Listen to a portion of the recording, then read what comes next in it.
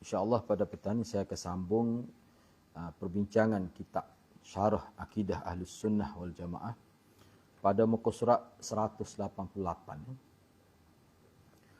Yang mana tajuk ini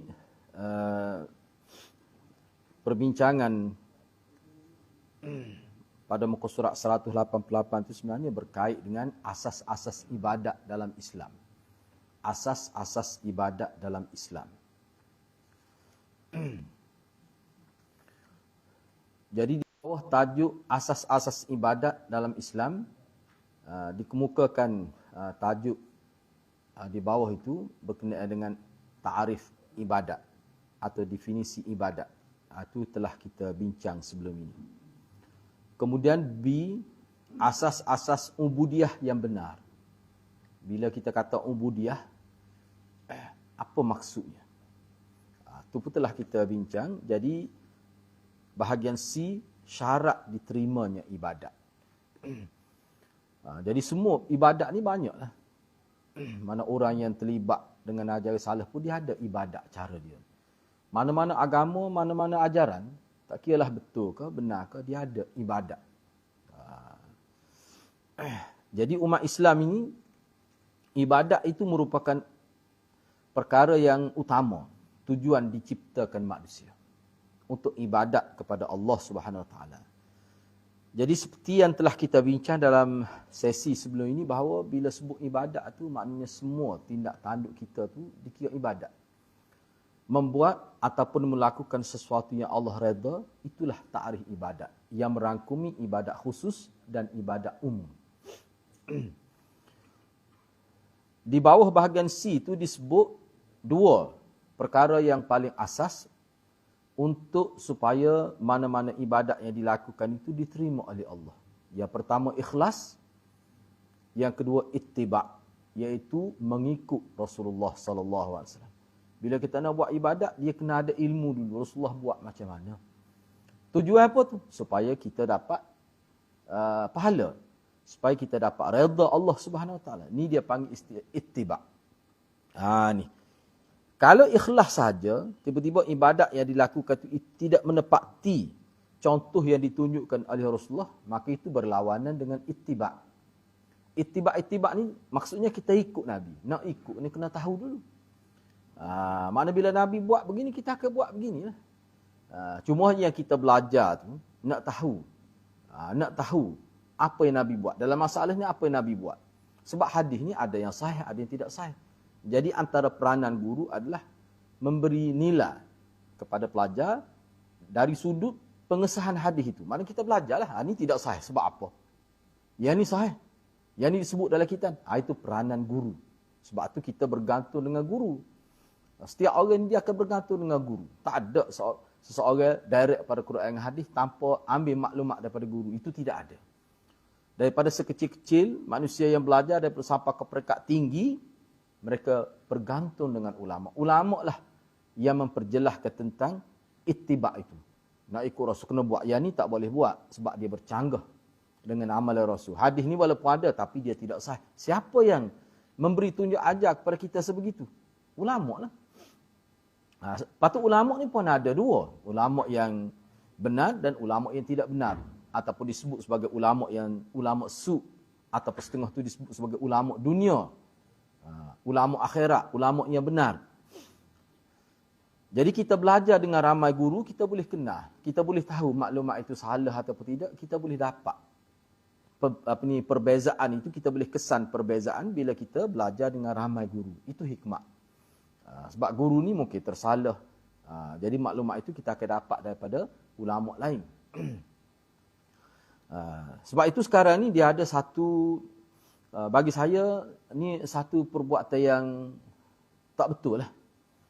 Untuk menakut-nakutkan masyarakat, digemar-gemburkan ada satu kelompok, satu gerakan yang mana tidak mahu ambil pandangan ulama, nak direct pada Quran dan hadis. Padahal kita nak faham Quran dan hadis tu, kita baca kitab-kitab siapa dia tulis? Ulama lah tulis. Jadi sebenarnya orang-orang begini, ustaz-ustaz yang bercakap begini sebenarnya dia nak menimbulkan fitnah. Dan bagi saya itu dosa besar. Dia nak menimbulkan fitnah sebenarnya. Contohnya kita nak belajar tentang akidah ahli sunnah. Kita guna buku. Buku ni memanglah ditulis oleh seseorang, tetapi maklumat dia tu. Berapa banyak dah kita jumpa nama-nama ulama dengan dalil Quran hadis, pandangan ulama ni. Padahal kita bacanya tak sampai pun separuh lagi. Itulah sebenarnya bagi kita yang belajar, kita nampak bagaimana kita ni bergantung ilmu tu dengan ulama. Dan ulama sendiri pun, dan ulama kita ni dia tidak bodoh. Bila dia belajar, dia dapat satu nilai. Mana seseorang nak bercakap agama ni, dia kena ada dalil. Dalil itulah. Walaupun awak sebesar mana pun, kena ada dalil. Sebab itulah, kalau dalam kitab-kitab, kita boleh lihat berlaku perselisihan pendapat, sehingga kita kata berlaku semacam pertengkaran apa. Ulama ni kata, tak betul pandangan ni, dalilnya begini. Kalau kamu nak buat kenyataan ni, kemukakan dalil. Kul hatu burhanakum in kuntum shadiqin. Dan ramai dan pandangan sesengah ulama ditolak sebab dia tidak kemukakan dalil. Misalnya sunat raghaib. Kalau kita ihya apa dia? Nah. Banyaklah itu salat raghaib itu contoh. Yang disebut dalam kitab ihya. Ulama tak terima walaupun yang sebut terima Ghazali. Sebab apa? Sebab hadis tu maudhu'. Sebab hadis tu maudhu'. Ulama tak terima. Tak kira lah dia sebesar mana pun. Sebab ulama kita ni, dia ikut ulama berdasar pada dalil yang dibawa oleh ulama. Kalau dia gagal mengemukakan dalil, ulama tak akan terima. Ulama akan cari pandangan orang lain. Sama-sama ulama pun begitu. Itu pendidikan dalam agama. Kita pun begitulah juga. Kita tengok ustaz ni kecek tak ada dalil ni. Ustaz ni kecek ni ada tak kena banyak ni. Bercanggah dengan kita belajar Quran hadis. Kita akan tolak lah. Jadi penolakan itu berlaku bila umat ini maju dalam ilmu. Bila umat ni maju dalam ilmu, maka berlakulah penolakan terhadap isu-isu yang tidak menepati kehendak Quran hadis. Dan kerana itulah Islam kita terjaga. Walaupun Nabi tak ada pun, dia kekal seperti asal. Manakala ada pihak-pihak tertentu cuba untuk merosakkan, sama ada dia sengaja ataupun tak sengaja, perkara itu dia akan jadi bising dalam masyarakat. Maknanya sensitif masalah. Sebab apa? Sebab kita ukur tak serupa Nabi ajar ni. Tak serupa dengan Quran hadis. Itu sifat orang Islam.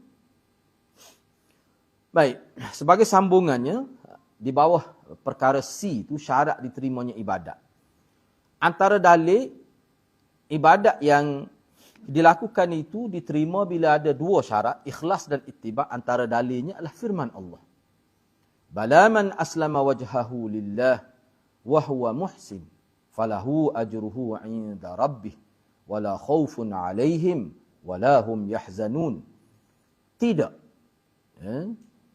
Sesiapa yang menyerahkan diri sepenuhnya kepada Allah dan dia berbuat baik, dia akan mendapat pahala di sisi Tuhannya dan tidak ada rasa takut pada diri mereka dan mereka tidak akan bersedih hati. Sebab apa? Sebab mereka ikut tu tepat apa yang dikehendaki oleh Tuhan mereka.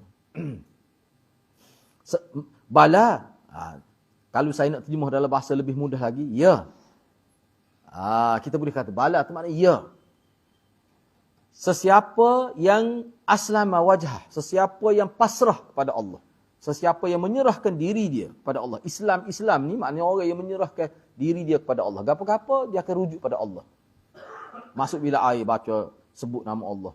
Keluar begitu juga. Nak masuk surau, masjid ada bacaan. Semua dia iringi dengan bacaan. Dan bacaan itu sabit daripada Nabi dan mesti ada disebut nama Allah. Dan itulah hubungan umat Islam dengan zikir itu. Zikir itu berperanan, doa itu berperanan menghubungkan kita dengan Allah Subhanahu Wa Taala. Bila lupa sikit, baca zikir ni, ingat kembali pada Allah Subhanahu Wa Taala. Itu cara Nabi SAW mengikat kita dengan Allah Subhanahu Wa Taala.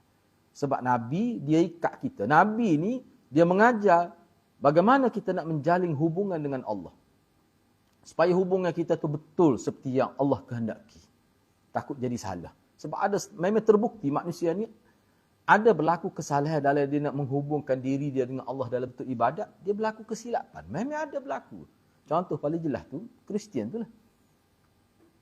Padahal Nabi Isa betul benar manusia. Nyagi salah boleh kata anak Tuhan.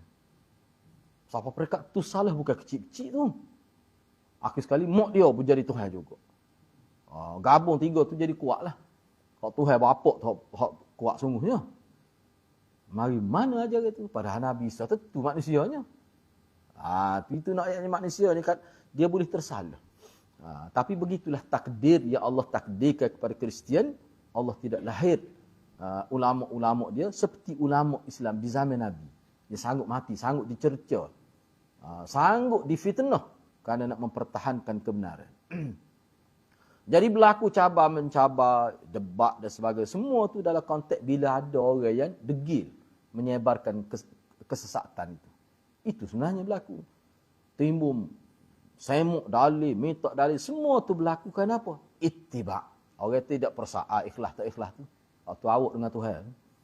Tapi cara awak buat ni tak kena.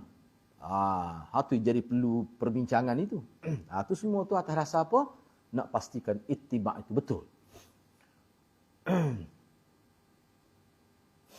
Jadi di sini disebut dalam ayat ni, poin yang paling utama, seseorang yang betul-betul melakukan ibadat kerana Allah dalam keadaan berilmu, itu dia panggil muhsin.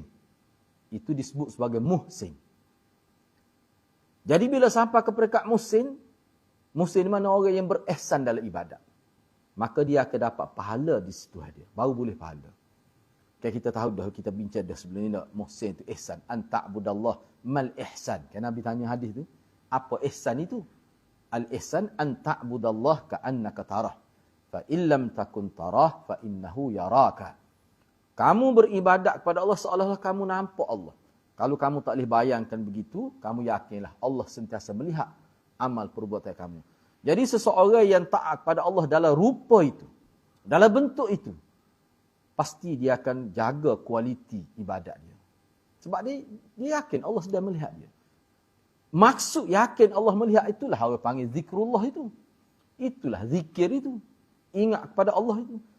Bila siapa begitu, barulah layak dia dapat ajruhu inda rabbih. Pahala di sisi Allah.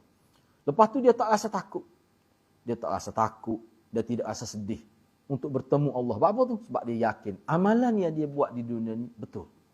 Dia yakin begitu. Di sini diberikan huraian secara ringkas kalimah aslama wajhahu. Balaman aslama wajhahu lillah.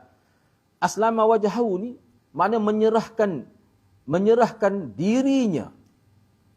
Itu makna wajah tu, makna dia hadap Allah, dia tidak hadap yang lain. Maksudnya dia memurnikan ibadat hanya kepada Allah.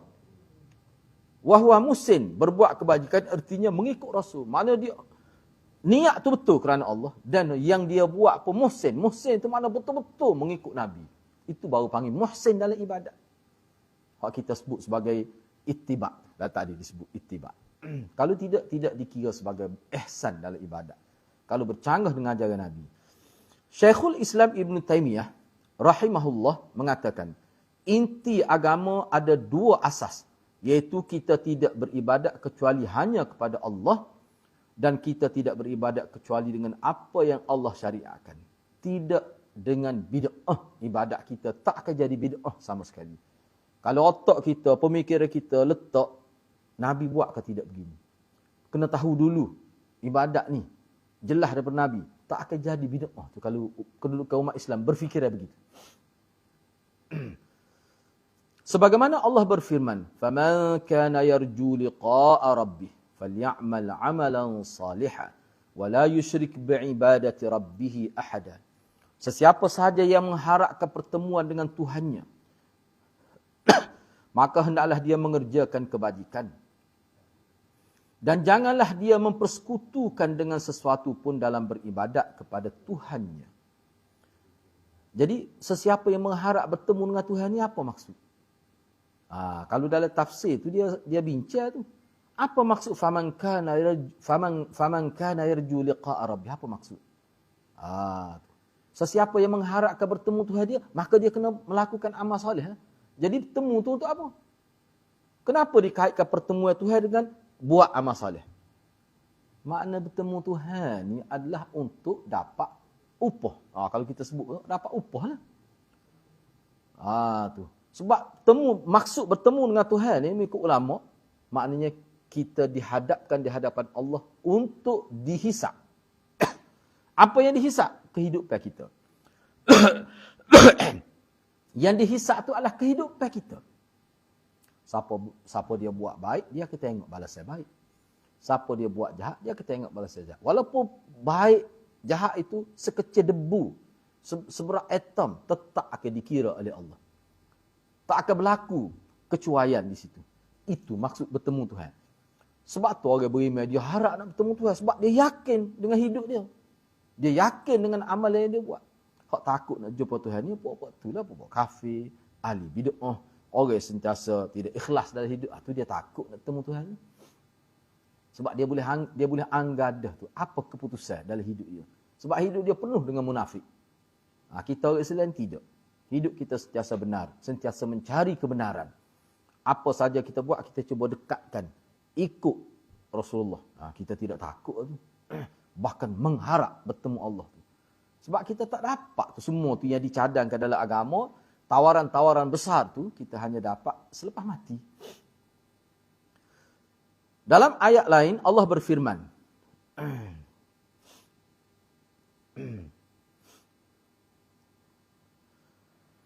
Suratul Kahfi tadilah yang kita baca tadi. Okey. Yang demikian adalah manifestasi perwujudan dari dua kalimah syahadah. Hak yang kita kata ikhlas dengan ittiba' sebenarnya itu manifestasi daripada mengucap dua kalimah syahadah. Ucapan pertama kita asyhadu an la ilaha illallah itu maknanya ikhlas. Sebab kita ni kita boleh tipu manusia, nak tipu Allah tak boleh. Sebab Allah tahu. Hak kita tak sebut pun Allah tahu. Nak tipu macam mana? Kemudian kita pun kata wa asyhadu, dan aku bersaksi bahawa Muhammad itu pesuruh Allah. Apa maksud? Dengan hati yang ikhlas, maka kita kena ikut Nabi. Sebab ikut Nabi itulah makna ikut Allah, kehendak Allah. Ikut Nabi itulah makna ikut kehendak Allah. Sebab tu dia ganding tu antara percaya kepada Allah sebagai Tuhan dan ikrar untuk ikut Nabi. Ikut Nabi itulah yang dimaksudkan ittiba' Rasul. Pada bahagian pertama, dia buat sedikit huraian. Pada bahagian pertama, kita tidak beribadat kecuali kepadanya. Maknanya ikhlas. Niat ikhlas. Pada yang kedua, bahawasanya Nabi Muhammad SAW adalah utusannya yang menyampaikan ajarannya. Jadi Allah tidak direct berkomunikasi dengan manusia. Tidak. Tapi Allah hantar utusan dia. Yang dia pilih khusus. Dan dia jaga Nabi dan Rasul dia. Supaya tidak tersalah dalam proses penyampaian itu. Yang kita sebut sebagai maksum itu. Maknanya tak mungkin. Secara akidah kita bercakap, tak mungkinlah Rasulullah ni tersalah dalam penyampaian agama. Apa tu? Sebab Allah yang kawal. Allah yang kawal. Kawal dengan ciri apa? Ismatur Rasul. Kemaksuman Rasul itu. Tak mungkin tersalah. Mana sesiapa syak Nabi tersalah macam apa? Boleh rasa akidah. Boleh rasa akidah. Dia kata ada lagi Nabi tak ayat. Hak tu dia suruh pada pokok kita buat sendiri tu. Bahaya tu. Cakap apa tu? Bahaya tu. Cakap apa tu? Bahaya. Dia boleh jadi sesak itu. Kalau dah lebak agama, sudah lengkap dah. Bahkan al-yauma akmaltu lakum tu maksudnya sudah lengkap. Kalau bab lain tak apalah, bab dunia. Kita boleh pahala juga bab dunia. Kita kreatif, berinovasi dalam kehidupan dunia. Tu boleh pahala juga tu. Tapi kalau dalam bab agama ni cukup dengan apa yang telah ditunjukkan Nabi. Amal sahaja, belajar untuk tahu dan amal. Cukup dah. Kalau kita nak kreatif, nak kembangkan dia punya minda kita, daya inovasi kita, kreativiti kita, itu dalam bab lain. Bukan dalam bab ibadat. Tak seru aman-aman dalam bab ibadat ni. Ikut apa yang sabit daripada Nabi. Sudah cukup. Maka kita wajib membenarkan dan mempercayai beritanya. Maklumat yang dibawa oleh Nabi. Serta mentaati semua perintahnya. Sebab itu daripada Allah hakikatnya. Beliau telah menjelaskan bagaimana cara beribadat kepada Allah. Dan beliau juga SAW melarang kita dari hal-hal baru atau yang disebut bid'ah itu. Jadi kalimah bid'ah ni kalimah yang disebut oleh Nabi. Kalau tidak kita tak pandai nak sebut kalimah ni. Nabi sebut. Beliau SAW mengatakan bahawa semua bid'ah itu sesat. Ni maknanya bid'ah dalam bab akidah, dalam bab ibadat, dalam bab akidah, dalam bab ibadat tak boleh. Dalam bab syariat ada juga bid'ah. Hak bercanggah dengan ajaran Nabi. Itu bid'ah. Tak boleh tu. Allah berfirman, "Allazi khalaqal mauta wal hayata liyabluwakum ayyukum ahsanu amala." Dialah Tuhan yang telah menciptakan mati dan hidup. Tujuan apa tu? Untuk menguji kamu. Siapakah di kalangan kamu yang paling baik amalannya? Yang paling baik amalan itu maksudnya paling tepat mengikut Rasul. Itu maksudnya. Itu maksudnya. Fudail bin Iyad rahimahullah mengatakan. Fudail bin Iyad rahimahullah mengatakan, yang paling ikhlas dan paling benar. Maksud kata-kata Fudail itu berkenaan dengan ahsanu amala. Itulah Allah nak uji kita. Allah buat kehidupan, mati, kehidupan, kematian, susah, senang, mewah, terdesak hidup, takut, gembira, semua itu liyabluwakum ayyukum ahsanu amala. Jadi kata Fudail bin Iyad, ahsanu amala ni maksudnya orang yang paling ikhlas dan paling benar. Itu ahsanu amala. Ada orang tanya dia, wahai Abu Ali, apa yang dimaksud dengan paling ikhlas dan paling benar tu apa maksud? Kamu tafsirkan ahsanu amala tu makna orang paling ikhlas paling benar. Jadi paling ikhlas paling benar tu apa pula maksudnya? Kata Fudail, sesungguhnya amal apabila dilakukan dengan ikhlas namun tidak benar, maka tidak akan diterima. Ikhlas dah, tapi tak serupa dengan Nabi buat. Ikhlasnya kira lah, tapi tak serupa. Apa buat gini, Nabi tak buat gini. Tahu kita, orang tua kita buat gini tu kan. Rupanya ni ikut orang tua. Bukan ikut Nabi.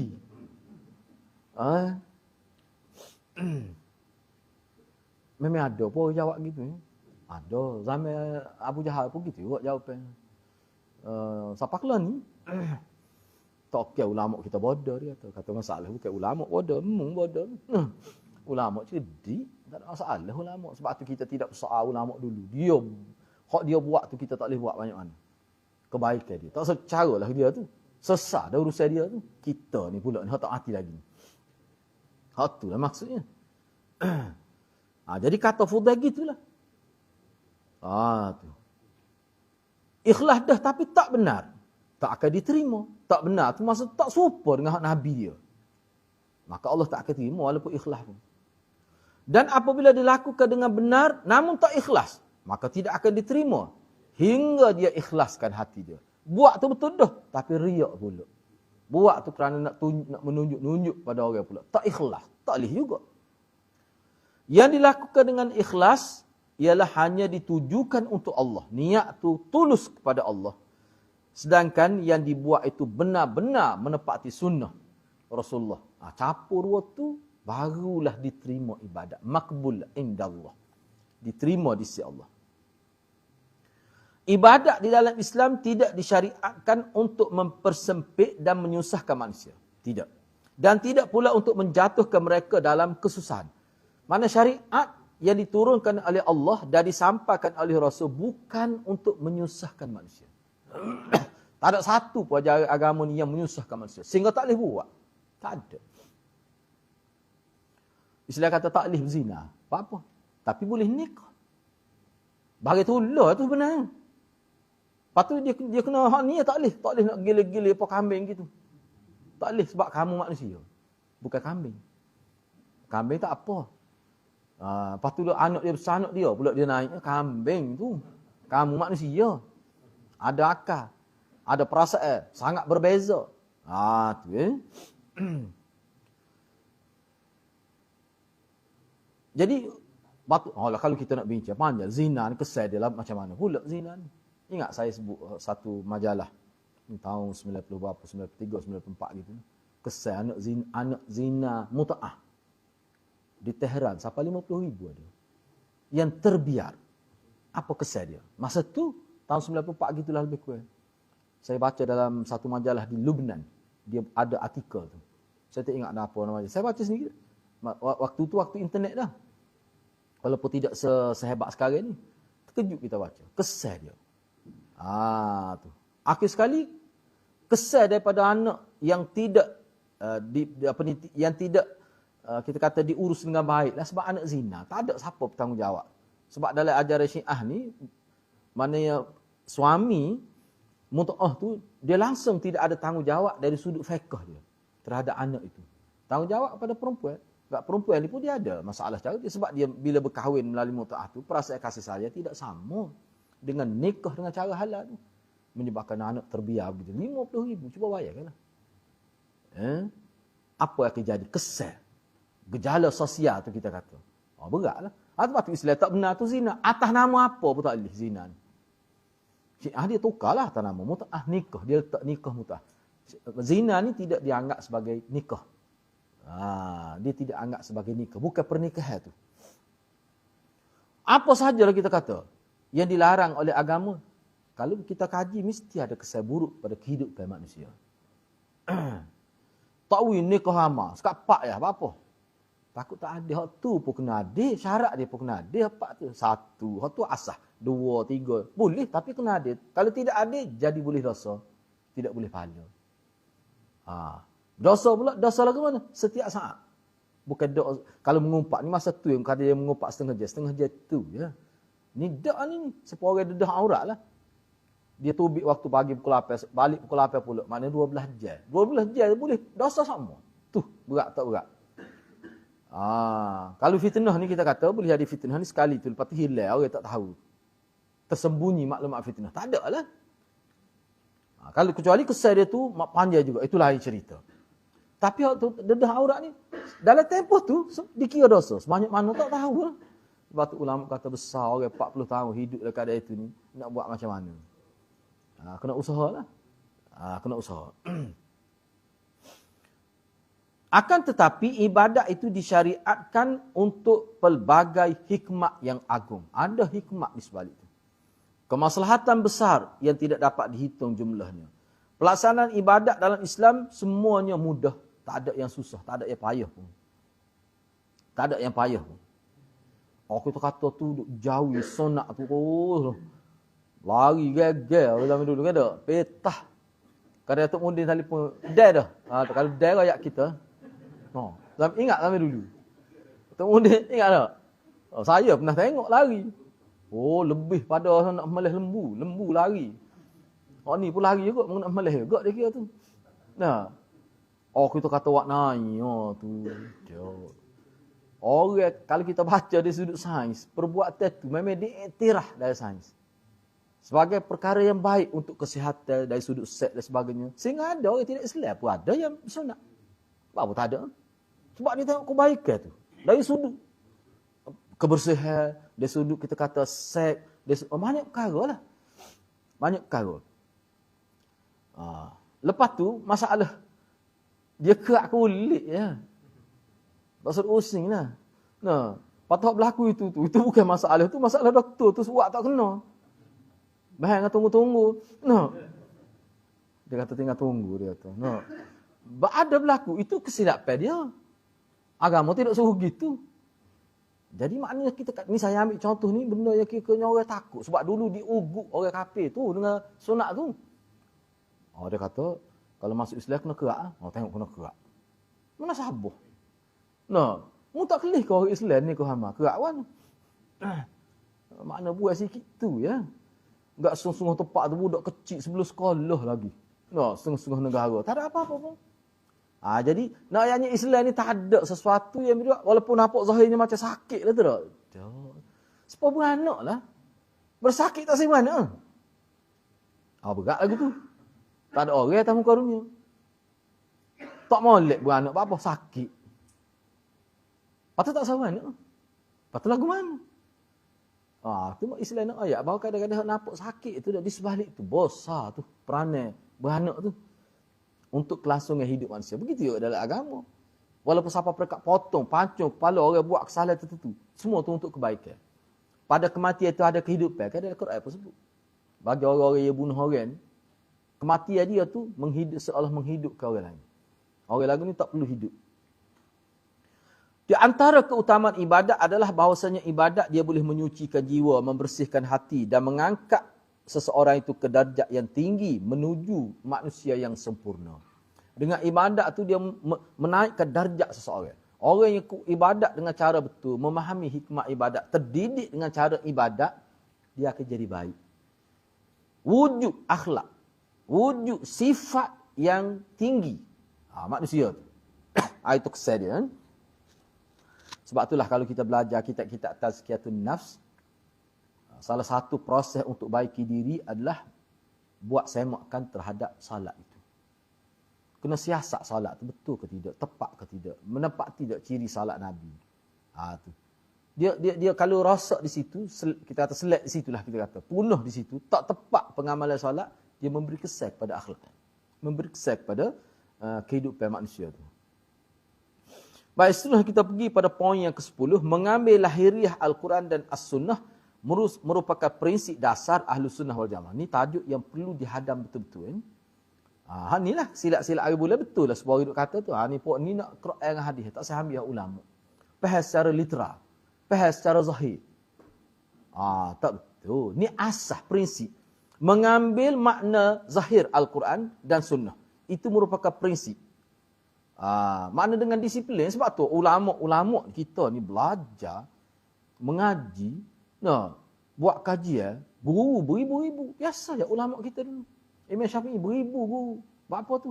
Nak faham Quran. Duk kaji Quran tu. Hak lah ni pun duk kaji Quran. Bila sebut pendidikan agama, siapa peringkat PhD ke mana pun, duk kaji Quran, hadis tu. Tu. Walaupun kita kata prinsip dia ambil, makna asal Quran itu apa? Kena ambil itu. Tetapi dalam proses pelaksanaan nak memahami Quran, di situ banyak pula ilmu-ilmu lain. Di situlah sebenarnya berkembang ilmu Al-Quran dan ilmu hadis. Baik, cuba kita tengok di sini, kena faham dengan betul lah. Ahlus Sunnah wal Jamaah menjadikan Al-Quran dan As-Sunnah sebagai dasar pertama bagi mereka. Kerana Al-Quran dan As-Sunnah adalah satu-satunya sumber untuk mengambil atau mempelajari akidah Islam. Jadi kalau kita duk belajar tu, bila sebut belajar ni maksud apa belajar? Belajar dengan orang. Orang yang kita belajar tu dia panggil ke dia dalam agama? Ustaz, ulama, maulana kita kata, profesor. Tu kita belajar Quran. Tu ahli sunnah. Tak ada seorang ulama. Kita tak pernah dengar. Bahkan tak mungkin berlaku seorang ulama tu dia tak ngaji tapi jadi ulama. Agak-agak lah. Agak dia orang panggil gitu. Kalau buat teka, payah juga jawab tu. Gapo dia jenis orang panggil ulama tapi dia tak ngaji dengan ulama. Payah juga jawab. Tu ulas semua boleh jadi. Tapi bila sebut ulama, ustaz mesti dia ngaji seraya lah. Sebab itulah ulama kita kata dia ni, misal contoh. Kalau ada seseorang itu sesat, ulama kita suruh antara yang kena kaji dengan siapa dia belajar. Jelas disebut. Bila seorang itu sesat, manusia ni sesat, dia jadi sesat tiba-tiba gitu. Dia ada sejarah dia. Dia ada latar belakang dia. Kena tahu kitab mana dia baca, guru mana dia ngaji. Kena tahu. Kena buat kajian tentang guru dia. Tak mungkin manusia tiba-tiba jadi sesat. Tiba-tiba jadi baik, tiba-tiba jadi ulama. Faham Quran, faham hadis.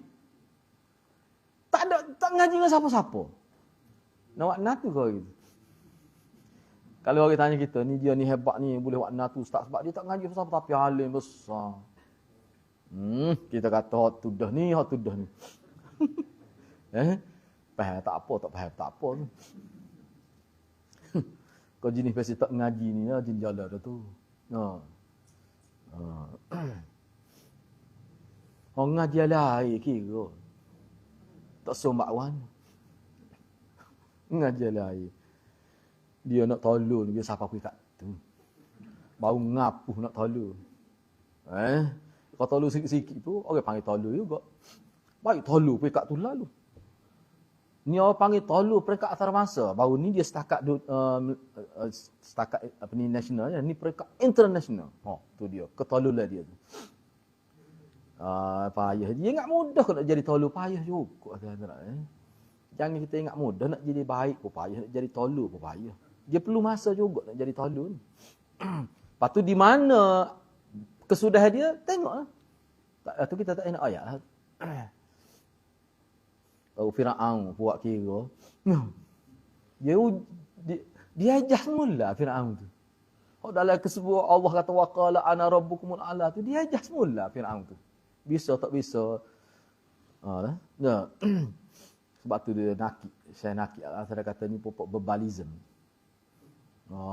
Berbalism. Tengok istilah dia. Pokok ni bebar.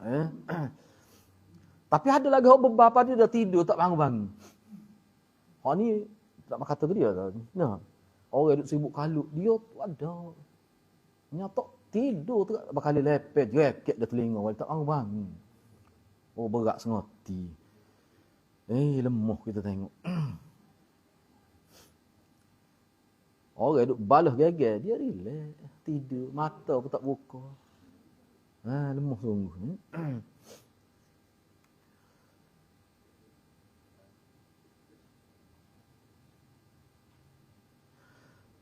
Baik, cuba tengok lagi di sini. Jadi ahli sunnah wal jamaah ini menjadikan Al-Quran dan As-Sunnah sebagai dasar pertama bagi mereka. Kerana Al-Quran dan Sunnah adalah satu-satunya sumber untuk mengambil atau mempelajari akidah Islam itu. Seorang Muslim tidak boleh mengganti keduanya dengan yang lain. Sebab tu rujukan utama kita situlah. Pertama-tama kalau kita nak kecek bab yang berkait dengan kepercayaan. Akidah, dia mesti Quran dan hadis. Hadis tu pula bukan sebarang hadis. Hadis tu pula tarikh dia kena hadis sahih. Hadis dhaif tak boleh. Hadis ahad boleh, tapi ada perbincangan dia. Hadis hasan, tahap mana nak guna? Makna hadis tu sendiri dia mesti mencapai tahap yang layak untuk diambil ilmu akidah pada dia. Hadis tu sendiri.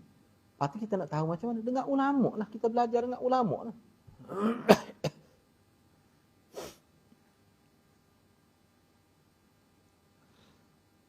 Oleh kerana itu, apa yang telah ditetapkan oleh Al-Quran dan As-Sunnah wajib diterima dan ditetapkan oleh seorang Muslim. Dan apa yang dinafikan, yakni ditolak oleh Quran dan Sunnah, maka wajib bagi seorang Muslim untuk menafi dan menolaknya. Tidak ada hidayah dan kebaikan melainkan dengan cara berpegang teguh pada Al-Quran dan As-Sunnah. Jadi kita kena ingat gini. Ramai kalau kita baca buku-buku tentang kesesatan, sejarah kesesatan umat ini, hak kepala semuanya orang alim. Orang cerdik. Kalau tidak alim pun dia cerdik. Kalau kita kata Berelwi, contoh Berelwi di India tu. Tulis 9 buah kitab. Ngaji habis Bukhari Muslim. Kitab Usuluddin saja dia telah ada kitab tengah saya.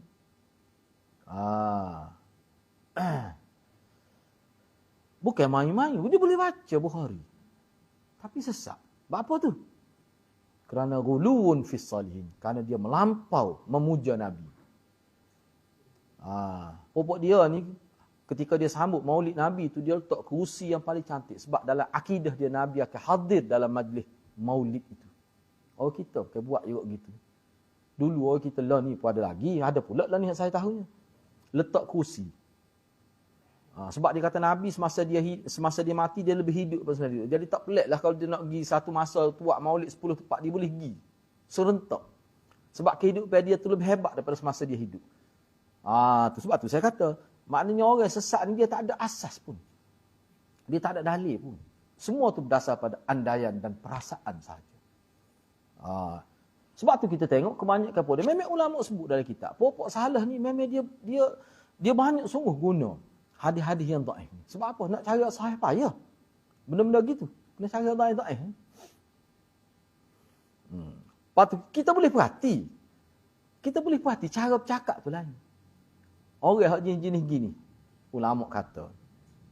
Ulama mana? Ulama lah. Cara ulama mana pun. Dia jekah kita. Jangan kita tanya ulama mana. Ulama lah. Dia pergi ke Mesir. Cuba tengok dia kecek. Dia waktu ubik satu kenyataan. Dia boleh kata ni dalam Bukhari. Lepas tu dia kata Bukhari agaknya. Dia boleh kecek gitu. Sebab tu kata tolu. Tolu ni bukan tolu biasa. Tolu pekat tinggi. Suk sekatu ya tolu. Berat hati-hati lah. Dia boleh kecek agama gitu. Maknanya dia nak menyabitkan sesuatu gitu saja dalam Bukhari. Lepas tu dia tak ingat dalam Bukhari. Dalam Bukhari berkali. Begitulah mungkin dalam Bukhari. Agak-agak. Lemah kita. Lemuhnya hak duduk di kalangan pelajar-pelajar hak ngaji tu boleh duduk itu dia hak kita pun jadi rasa sedih jugalah. Kita pun jadi sedih. Kalau orang ulama sengerti dia terdidik dengan cara sahabat, kita akan kecek. Dia tak akan sebut maklumat kalau dia tak jelas. Hamba tak pasti ni. Dia sebut lalu. Hamba tak pasti. Hamba tak ingat. Sebut lalu. Tu cara sebenar dalam penyebaran agama ni. Sebut hak ingat sudahlah. Awak tak ingat orang lain akan tolong sebut tu. Sebab ulama ni bukan seorang. Ni dak. Tanya gapo pun jawab. Alah apalah. Kita pun jadi pening pula. Kita kata aku ngaji hadis hamu tak dengar ni lagu ni. Ambil mana? Hak kita geranya setiap kali dia buat itu orang atas mesej kita. Lagu mana ni Ustaz dia? Kata tak ada apa. No. Tapi boleh ilmu tak ada pasal-pasal pula kita tu. No. Belek kita gagal. No. Pelik tu bunyi tu. Kok lemah ni kita maudhu pun tak ada. Itulah hadirat. Sebab tu mengaji ni, kalau tak ingat dalil pun kita tahu dalil tu ada. Dan kita boleh beza. Kita kena ingat pengajian kita ni, kita duk mengaji sepanjang hayat ni, Allah akan bui satu nilai diri kita. Kita boleh kata tak betul. Allah bui perasaan tu. Dah kita kata tak betul tu maknanya biasanya betul. Memang tak betul sungguh. Walaupun kita tidak boleh keluarkan hujah seperti ulama pun. Cukup dah tu bagi orang awam tu. Selamat dah tu dia tu kalau berada dalam situasi tu. Ni tak tahannya ulama ngaji peringkat tu pun telah berlaku. Nyada lah tu tak ada. Tak dia kecil. Sangka baik di tempat yang tidak perlu bersangka baik. Bahaya tu. Cuba tengok ni firman Allah Subhanahu Wa Taala. Wa ma kana lil mu'minin wala mu'minah idza qadallahu wa rasuluhu amra an yakuna lahumul khiyaratu min amrihim wa man ya'sillaha wa rasulahu faqad dhalla dhalalan mubina. Tidak patut, tidak layak, tak sesuai, tidak munasabah bagi laki-laki yang mukmin dan perempuan yang mukmin apabila Allah dan Rasulnya telah menetapkan sesuatu hukum sabit dasar pada Quran dan hadis, apabila akan ada pilihan lain bagi mereka tentang urusan mereka. Jelas dah Nabi pergi ikut kanan. Dia pergi lagi ikut kiri, nak ikut tok guru dia. Ini ulama sesat ni. Tak usah kata rapi lah, gagel. Sesat ni. Sesat ni banyak macam sesat ni. Sebab jelas sangat. Sepatutnya kita ni, kalau kita nak ayat, banyak perkara dalam hadis-hadis ni kadang-kadang kita tak faham. Atau kita ikut ulama. Sebut gitu, kan orang faham. Ya. Ni lagu mana? Sebab tu saya kata tolong. Dan Nabi pergi ikut kanan, mu ikut kiri. Jadi ikut Nabi juga. Tak kata tolong tu. Maknanya ikut pun dia tak faham makna ikut tu. Awak ikut saya lah, dia pun litah kita. Kata tak kuat ikut saya. Lagu tu ikut. Ikut ni mu duduk belakang aku lah. Mu tengok aku pergi ikut tu, itu apa ngikut. Hak tu pun tak erti.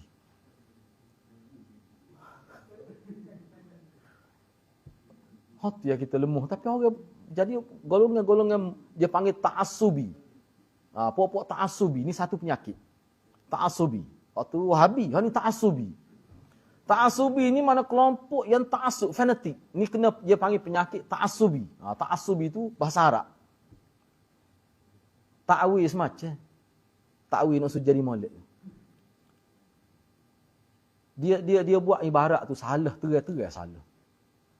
Kita faham maksud dia tu, saya boleh faham. Tapi dengan rekod dia sebelum ni, dengan bahasa yang dia guna tu, susah kita nak bersangka baik. Sebab dia ada rekod ni. Dia ada rekod dia. Orang kenal 3 tahun lebih dah kita tengok dia. Jadi bila dia sebut gitu dah, bahaya. Sebab apa? Sebab kalau kita tengok sahabat Nabi kalau Nabi buat gitu, dia akan buat walaupun dia tak faham. Tu sahabat Nabi. Sebab jelas Nabi pergi ikut kanan. Kena ikut Nabi lah. Cuma nak faham macam mana. Dari segi fiqh hadis, tu kena belajar. Hurah gitu, kalau boleh faham. Ni, kalau Nabi pergi ikut kanan, kita tengok guru kita pergi ikut kiri. Amu akan ikut guru amu pergi ikut kiri. Gapa dia gitu? Kononnya falsafah lah tu. Falsafah, gapa gitu. Siapa jadi pening orang. Islam dia tidak pelik gitu. Bahkan kalau kita mengaji, ulama sebut. Anda ingat lagi, mana belajar, Maulana sebut sama. Kita ikut ulama dan hakikat ikut Nabi. Sekiranya ulama itu dia ikut Nabi. Sekiranya ulama itu berpegang kepada Quran dan hadis. Walaupun apa ni kita nak ikut mazhab Imam Syafi'i. Sebab tu ulama membolehkan kita taklid. Ikut ulama. Tapi ulama mana tu? Bukan ulama Tolu tu. Hak kita kena ikut ulama taklid orang awam ni sah mengikut agama kita. Mana orang awam ni mungkin dia tak tahu dalil ke, dia ikut saja sah. Tapi kena ulama yang macam mana? Sebab ulama tu ulama akhirat. Ulama yang betul-betul ikut Nabi supaya Imam Syafi'i. Tak apa nak taklid dengan dia pun. Tapi kalau nak taklid dengan imam yang masuk air tadi. Nah. Oh tak agak tidak. Kalau ikut tu somak pak kita. Cuba tengoklah. Dia pergi ke Mesir tu lagu mana dia kecek. Semua orang tahu. Pergi jumpa Firaun tak ketala. Nah. Kejut habis orang. Nah. Meh wali pula kawan tu. Oh ketemu. Waktu kita lemah duduk terbakar arak budak-budak mengaji ke apa dia? Tak boleh nak guna langsung akal dengan ilmu tu. Waktu kita sedih. Nak macam mana? Moga duduk terbakar, duduk tidur rumah. Paling pada budak-budak tu bunyi khabarnya. Itulah masalah ni. Baik, cuba kita tengok, ambil sedikit lagi. Saya ambil 5 minit lagi. Jadi ayat ni nya, Allah sebut dengan jelas suratul Ahzab ayat 36. Tidak layak lelaki mukmin, perempuan mukmin bila sudah jelas Allah dan Rasul buat ketetapan begini, tiba-tiba dia ambil yang lain lagi. Sesuatu yang menyanggahi ketetapan Allah dan Rasul. Tak patut tu. Dan sesiapa yang menderhakai Allah dan Rasul, maknanya tidak ikut Allah dan Rasul itu termasuk dalam derhaka. Siapa dia derhaka? Maka sesungguhnya dia telah sesat. Dengan kesesatan yang tidak diragukan lagi. Nyata sesat tu. Kalau Nabi gikut ni, dia gikut lah. Nyata sesat tu. Sepatutnya kalau kita nak kata, kalau kita jenis rekod molek, tidak sesat pemahaman. Kalau Nabi gikut tu, mesti ulama kita akan ikut ulama dalam menafsirkan hak Nabi buat. Dia sebut gitu kata kan. Ni contoh perbandingnya pun nampak khilaf Rasul dah. Tu bahaya tu. Baik, sikap orang yang beriman kepada Allah dan Rasulnya harus mendengar dengan taat serta tidak menolak apa yang datang dari Allah dan Rasulnya. Oleh kerana itu, Allah Azza wa Jal menyatakan bahawasanya orang yang enggan dan menolak untuk mengikuti Rasul, orang itu tidak dikatakan beriman. Orang itu tidak beriman sebenarnya. Cumanya kita ni, sebagai orang Islam Ahlus Sunnah wal Jamaah, kita sangat berhati-hati dalam menghukumkan seorang itu kafir ataupun tidak. Hal tu kena berhati-hati. Jangan mudah-mudah. Sehingga ulama kita misalnya Imam Abu Hanifah kata, kalaulah pada seseorang itu ada 99 sebab dah, kita boleh kata kafir dia. Tiba-tiba ada sebab ke-100 tu kita ragu. Tangguh dulu. Jangan hukum lagi. Sebab manusia ni kalau kita tidak kata kafir, kalau dia memang telah kafir, dia kafir di sisi Allah. Lepas tu seseorang ni untuk kita tidak terima dia dalam bab kesaksian, dalam bab teriman semaya. Tak nanti kafir. Tak siapa tak tu pun tak boleh dah waktu teriman. Kecek tak betul. Banyak kenyataan menyangih Quran dan hadis. Fasik dah tu ulama kata. Tak boleh jadi teriman dah. Nak jadi wali nikah pun tak boleh dah bila siapa-siapa. Tak nanti kau kafir. Sebab tu menyatakan kafir ni, kita serah pada pihak kerajaan. Kerajaan hak tidak tidur lah. Hak tidak tidur. Hak tidur tu tak boleh, tak khabar apa. Dah tu. Ni maknanya, orang yang betul-betul sedar dalam keadaan yaqazah tu. Tu. Dia kena hot tu. Kalau kau tidur tu gak, tak tahu apalah dia ni. Dia tanya kita, "Gak dia sibuk-sibuk ni." Lemah semati. Begitulah.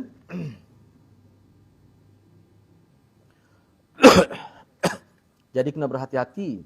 Kita ni walaupun nak marah, nak gapo pun, bab kafir ni jangan mudah. Jangan mudah nak kata kau kafir. Paling tidak, kita kena kata gini. Perbuatan dia ni, kenyataan dia ni, kalau dia berintikad gini, boleh bawa pada kafir. Sekadar tu tak apa. Kata gitu.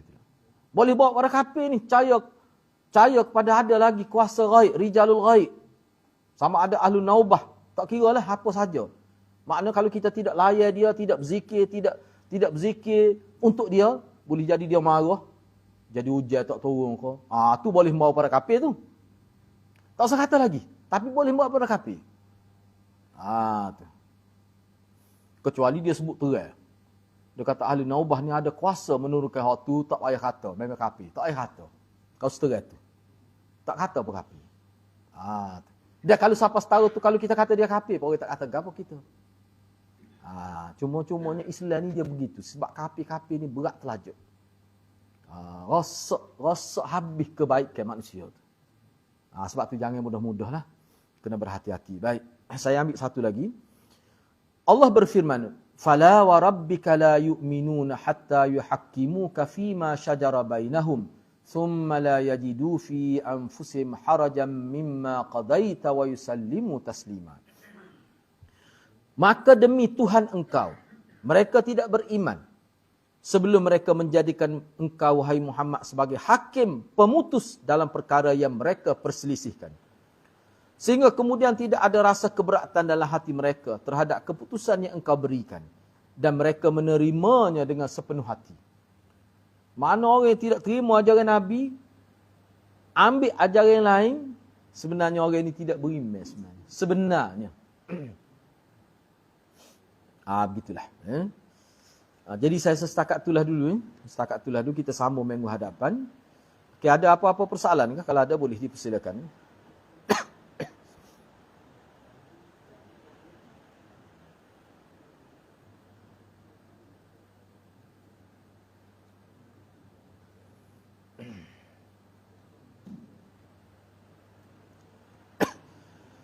Okay, kalau tidak ada apa-apa persoalan, kita tangguh setakat itulah dulu. Mudah-mudahan Allah berkati kita semua. Aku qauli hadza wa astaghfirullahal azim li wa lakum. Wassalamualaikum warahmatullahi wabarakatuh.